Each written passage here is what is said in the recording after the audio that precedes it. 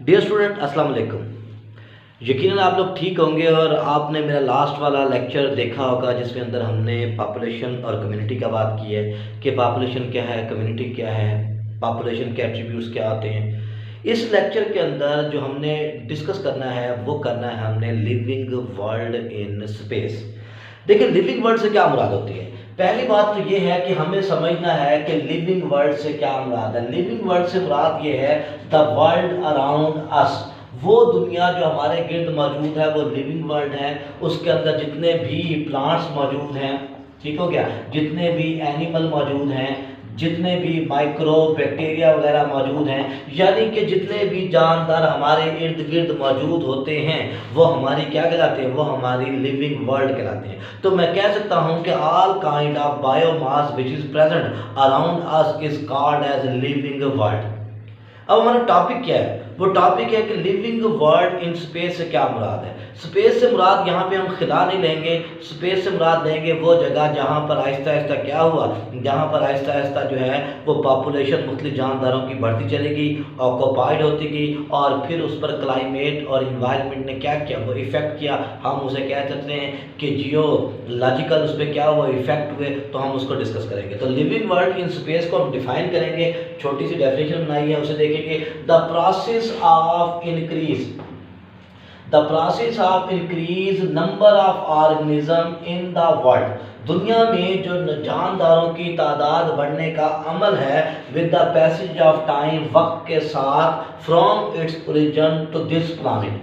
ये हमने एक छोटी सी डेफिनेशन बनाई है क्योंकि बुक के अंदर इसकी प्रॉपर डेफिनेशन नहीं दी गई, लेकिन ये डेफिनेशन है कि वो प्रोसेस जिसमें जानदारों की तादाद बढ़ी वक्त के साथ साथ, जब वो जानदार इस दुनिया पर, इस प्लानिट पर क्या हुआ, उनका ओरिजिन हुआ, तो हम उसे कह सकते हैं the living world in space. दोबारा डेफिनेशन देखें, the process of increase number of organism, कि हम जानदारों की तादाद बढ़ी इन द वर्ल्ड, दुनिया में, with the passage of time, वक्त के साथ साथ, from its origin to this world. अब जैसे जैसे क्या होती गई, आबादी बढ़ती चली गई, तो फिर क्या हुआ, जानदारों की डिस्ट्रीब्यूशन हुई।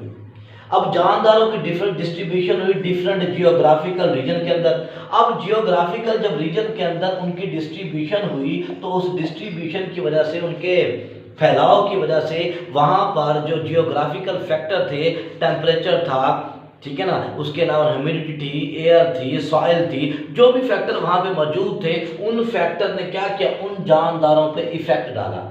जब उन पे इफेक्ट डाला तो उनके स्ट्रक्चर भी क्या होते गए, वो चेंज होते चले गए। तो इसका मतलब ये है कि जैसे जैसे आबादी बढ़ी तो ये आबादी क्या होती है, जानदारों की स्पीशीज मुख्तलिफ इलाकों में क्या हो गई, डिस्ट्रीब्यूट हो गई, और मुख्तलिफ इलाकों में डिस्ट्रीब्यूट होने के बाद उस इलाके ने, उस इलाके के इन्वायरमेंट ने, उस इलाके के क्लाइमेट ने क्या किया, उस पर इफेक्ट डाला। इफेक्ट डालने के हुआ ये कि वो कम्युनिटी जो है, वो पॉपुलेशन जो है, वो ऑर्गेनिज्म की जो आबादी है वो बाकियों से थोड़ी सी क्या होगी, वो अलग होगी। अब जैसे जैसे वक्त गुजरता गया आबादी फैलती भी गई और जियोग्राफिकल चेंज की वजह से क्या होता गया, वो अलग भी होती गई। इसीलिए हम बायो के एक ब्रांच को स्टडी करते हैं जिसे बायो जियोग्राफी कहते हैं।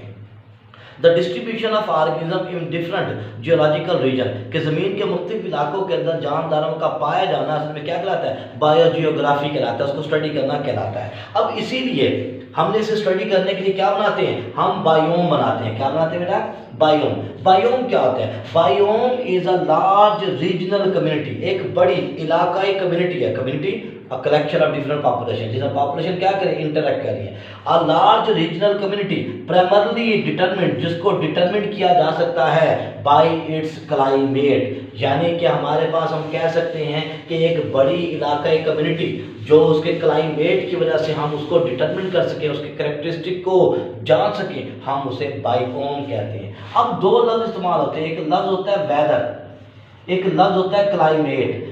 वेदर जो है वो क्या होता है, the fluctuation in temperature, humidity, air, ठीक है ना, इन 24 आवर्स, जो 24 घंटे के अंदर मौसम में तब्दीली होती है, ह्यूमिडिटी के अंदर, टेम्परेचर के अंदर, या जो है वो क्या होती है, शेड के अंदर, एयर के फ्लो के अंदर जो चेंज होता है, मॉइस्चर के अंदर चेंज होता है, तो हम उसे कहते हैं कि ये क्या है, ये वेदर है।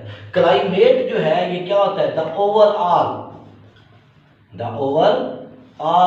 change in temperature, humidity, rainfall throughout the year, पूरे साल के अंदर जो तब्दीलियाँ आती हैं बारिश के अंदर, हवा के अंदर, दर्जा हरारत के अंदर, नमी के अंदर, तो वो सारी तब्दीलियाँ जो साल के अंदर आती हैं हम उसे कहते हैं कि ये क्या है, ये क्लाइमेट है। और क्लाइमेट क्योंकि लॉन्ग टर्म होता है और यही क्लाइमेट जानदार के स्ट्रक्चर पे इफेक्ट करता है और जानदार खुद को क्या करता है, क्लाइमेट के मुताबिक अपने आप को अडाप्ट करता है, चेंज लाता है। जब वो चेंज लाता है तो उस इलाके का जानदार दूसरे इलाके के जानदार से डिफर कर जाता है। जैसे कि प्लेन में पाया जाने वाला रीच बेयर पोलर रीच से क्या होता है, पोलर बेयर से डिफरेंट होता है क्योंकि पोलर ने जाना है कहाँ पर, आईसी एरिया में, टेम्परेचर बहुत कम है तो उसकी बॉडी स्ट्रक्चर और होता है, और जो प्लेन के अंदर पाया जाता है उसका बॉडी स्ट्रक्चर और होता है। इसका मतलब यह है क्लाइमेट जानदार के स्ट्रक्चर पर इफेक्ट करता है। इसीलिए हम क्या बनाते हैं, बायोम बनाते हैं। तो बायोम की दोबारा डेफिनेशन करते हैं, अ लार्ज रीजनल कम्युनिटी, एक बड़ी community primarily determine bye it's climate, जिसको हम डिटरमिन कर सकते हैं, मालूम कर सकते हैं। और किसकी वजह से मालूम करते हैं, उसके क्लाइमेट की वजह से, उसे हम बायोम कहते हैं। अब बायोम की खासियत ये होती है कि ये हमें क्या बताती है, ये हमें बताती है distribution of organism, study of distribution of organism, के जानदार कौन सा कहाँ पर मौजूद हो सकता है, उसके कैरेक्टरिस्टिक क्या होंगे, ये हमें बताते हैं।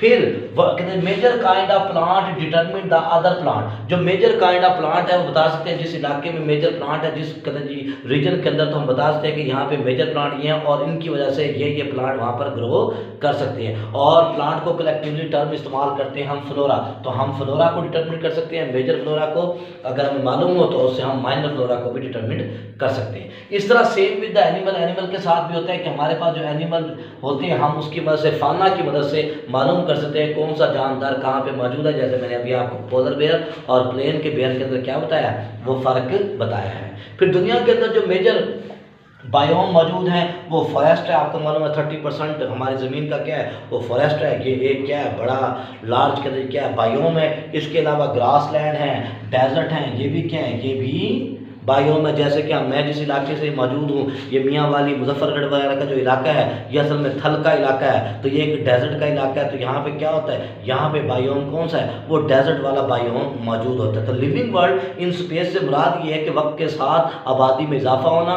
फिर वो आबादी डिफरेंट क्या है, वो रीजन के अंदर फैल जाना, तो इसे हम लिविंग वर्ल्ड इन स्पेस कहते हैं। और लिविंग वर्ल्ड से मुराद हमारे इर्द गिर्द जितने भी जानदार मौजूद हैं। तो नेक्स्ट लेक्चर के अंदर हम डिस्कस करेंगे लिविंग वर्ल्ड इन टाइम।